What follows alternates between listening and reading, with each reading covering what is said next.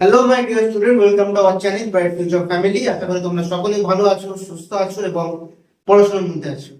আজকের এই ভিডিওটি তোমরা ভিডিও থাম্বনেল এবং টাইটেল দেখে ইতিমধ্যে হয়তো বুঝে গেছো, ভিডিওটি তোমরা যারা বর্তমানে নবম শ্রেণীতে পাঠরত তোমাদের জন্য হতে চলেছে। এই ভিডিওতে আজকে আমি আলোচনা করব নবম শ্রেণীর যে ইতিহাস সাবজেক্টটি, সেই ইতিহাস বিষয়ে প্রথম সামেটিক মূল্যায়নে, প্রথম পর্যায়ক্রমিক মূল্যায়নে যে প্রশ্নগুলো তোমার জন্য অত্যন্ত ইম্পর্টেন্ট হতে চলেছে। তোমাদের জন্য 4 মার্কসের এবং 8 মার্কসের প্রশ্ন কিন্তু বড় প্রশ্ন লিখতে হবে। তাছাড়া তোমাদের এসএকিউ, এমসিকিউ এবং 2 নম্বরের প্রশ্ন কিন্তু এখান থেকে আসবে।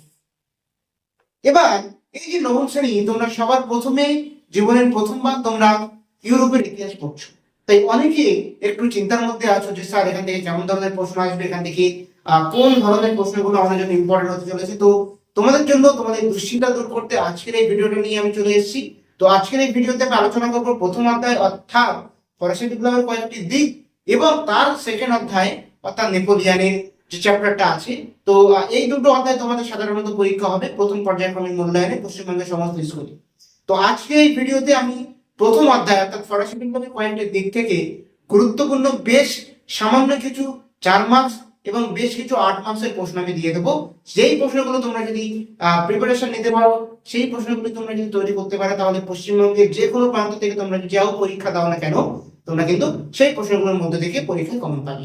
তো আর কথা বাড়াবো না, বেশি কথা বলে, বেশি অন্য কথা বলে আমি কিন্তু ভিডিওটা বাড়াবো না। ভিডিওটা চলো আমরা পরবর্তী অংশে চলে যাই এবং প্রশ্নগুলো দেখে নিই কোন প্রশ্নগুলো তোমাদের জন্য অত্যন্ত ইম্পর্টেন্ট হতে চলেছে।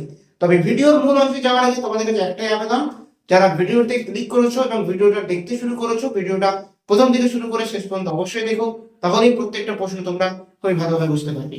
তো চলো আর দেরি করছি না, ভিডিও শুরু করা যাক এবং প্রশ্নগুলো তোমরা একে একে দেখে নাও।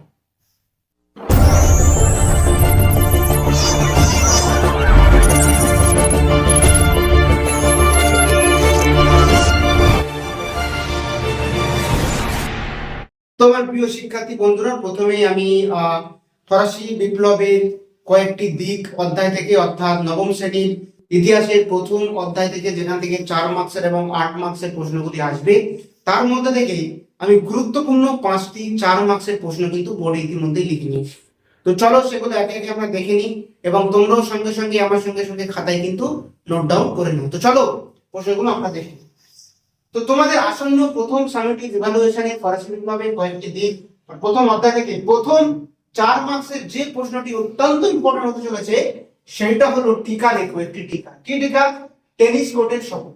এই যে টেনিস কোর্টের শপথ একটা বিশেষ বিশেষ গুরুত্বপূর্ণ অংশ প্রথম চ্যাপ্টার থেকে এবং সঙ্গে সঙ্গে ফরাসি বিপ্লবের পিছনেও।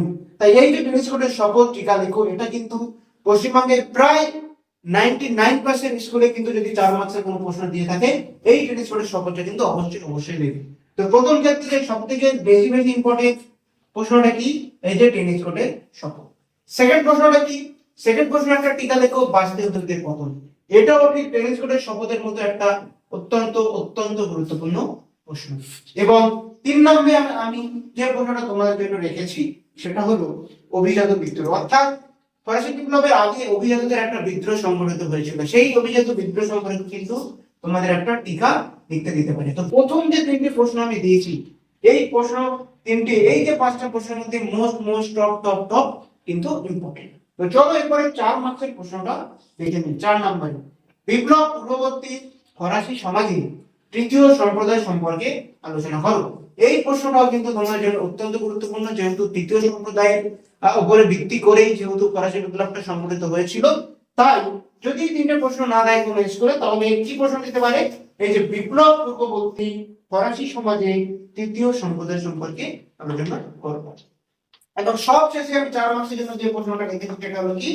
যাজক বা প্রথম সম্প্রদায় সম্পর্কে আলোচনা করব। তাহলে এই যে 5টা প্রশ্ন তোমরা একবার দেখে নাও। আজকে এই যে 5টা প্রশ্ন 4 মার্কসের জন্য তোমাদের আমি রেখেছি ফরাসি বিপ্লবের কয়েকটি দিক অর্থাৎ প্রথম অধ্যায় থেকে, এই 5টা প্রশ্ন তোমাদের জন্য অত্যন্ত ইম্পর্টেন্ট। তার মধ্যে প্রথম 3টে প্রশ্ন তো টপ মোস্ট ইম্পর্টেন্ট। প্রথম 3টে তোমরা অবশ্যই প্রিপার নিয়ে করে যাবে, অবশ্যই তৈরি করে যাবে।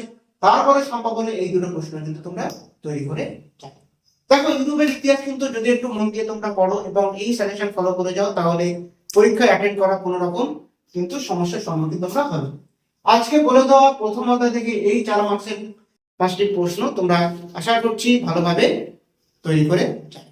তো চলো এরপর দেখে নেওয়া যাক 8 মার্কসের কোন প্রশ্ন এর থেকে এই অধ্যায় থেকে অত্যন্ত গুরুত্বপূর্ণ হতে চলেছে। তোমার প্রিয় শিক্ষার্থী বন্ধুরা, এবার চলো দেখে নেওয়া যাক 8 মার্কসের কোন প্রশ্নগুলি তোমাদের জন্য অত্যন্ত ইম্পর্টেন্ট হতে চলেছে। প্রথম যে প্রশ্নটা তোমার জন্য অত্যন্ত ইম্পর্টেন্ট হবে সেটা হলো ফরাসি বিপ্লবের সামাজিক, রাজনৈতিক ও অর্থনৈতিক কারণগুলি আলোচনা। অর্থাৎ ফরাসি বিপ্লব যে সংঘটিত হয়েছিল তার সামাজিক, রাজনৈতিক এবং অর্থনৈতিক ভূমিকাগুলো আলোচনা করো, বা এর যে কারণগুলো সেগুলো আলোচনা করো। এইটা তোমার জন্য মোস্ট 8 মার্কসের প্রশ্ন হিসেবে কিন্তু ইম্পর্টেন্ট হতে চলেছে। 2 নম্বর যে ইম্পর্টেন্ট প্রশ্নটা তোমাদের জন্য রেখেছি সেটা হলো ফরাসি বিপ্লবে দার্শনিকদের ভূমিকা আলোচনা করো। এই প্রশ্নটাও অত্যন্ত ইম্পর্টেন্ট। এই যে প্রথম দুটো প্রশ্ন তোমাদের জন্য আমি রেখেছি, এই প্রশ্ন দুটো পশ্চিমবঙ্গের যে কোনো প্রান্তে প্রায় প্রত্যেকটা 100% স্কুলে কিন্তু এই দুটো প্রশ্নের মধ্যে একটা করে তোমাদের দিতেই হবে। 3 নম্বরে এই দুটো বাদে 3 নম্বরে যে লেস ইম্পর্টেন্ট কিন্তু মোটামুটি ইম্পর্টেন্ট প্রশ্নটা কি, ফরাসি বিপ্লবের গুরুত্ব আলোচনা করো বা প্রভাব আলোচনা করো। এটা অনেক স্কুলে কিন্তু দিয়ে থাকে, সেই জন্য এই প্রশ্নটা তোমাদের জন্য অত্যন্ত ইম্পর্টেন্ট। এবং 4 অর্থাৎ সবার শেষ যে প্রশ্নটা লিখেছি সেটা হলো সন্ত্রাসের শাসনের সুফল ও প্রভাবগুলো আলোচনা। এই যে চারটি প্রশ্ন তোমরা একবার দেখে নাও। তো আশা করি আজকের ভিডিওতে আলোচিত প্রত্যেক 4 মার্কস এবং 8 মার্কসের প্রশ্নগুলো তোমরা খুব সুন্দরভাবে দেখেছো এবং খাতা নোট ডাউন করেছো, এবং এই প্রশ্নগুলো যদি তোমরা ফলো করে পরীক্ষায় যেতে পারো বা প্রিপারেশন নিয়ে পরীক্ষায় যেতে পারো, তাহলে এর বাইরে কোনো প্রশ্ন কিন্তু তোমাদের আসবে না। প্রত্যেকটা প্রশ্ন এখান থেকে প্রথম অধ্যায় থেকে তোমরা কমন পাবে। এইগুলোই মোস্ট ইম্পর্টেন্ট টপিক এই অধ্যায় থেকে, এবং এই প্রশ্নগুলো তোমরা যদি তৈরি করে যেতে পারো তাহলে এই অধ্যায়ে তোমাদের চিন্তা করার কোনো কারণ নেই। যদি এই সমস্ত প্রশ্নগুলোর উত্তর তোমাদের প্রয়োজন হয় তোমরা কমেন্ট বক্সে কমেন্ট করে জানাও, আমরা তোমাদেরকে উত্তর সম্পূর্ণ ফ্রিতে পিডিএফ প্রোভাইড করব। তো আশা করছি আজকের ভিডিওটা তোমাদের জন্য অত্যন্ত গুরুত্বপূর্ণ হয়ে উঠবে আগামী পরীক্ষার আগে। পরীক্ষায় যদি ভিডিওটা ভালো লেগে থাকে একটা লাইক অবশ্যই করো, আর চ্যানেলটিকে সাবস্ক্রাইব করে পাশে থাকা বেল আইকন অবশ্যই প্রেস করে রাখো এরকম ভিডিও প্রতিনিয়ত পাওয়ার জন্য। আমাদের চ্যানেলে প্রতিনিয়ত প্রত্যেকটা সাবজেক্টের এরকমই সাজেশন, টপিক রিলেটেড ভিডিও কিন্তু পোস্ট করা হয়ে থাকে। তো আজকের ভিডিও পর্যন্ত, দেখা হচ্ছে পরবর্তী নতুন কোনো ভিডিওতে।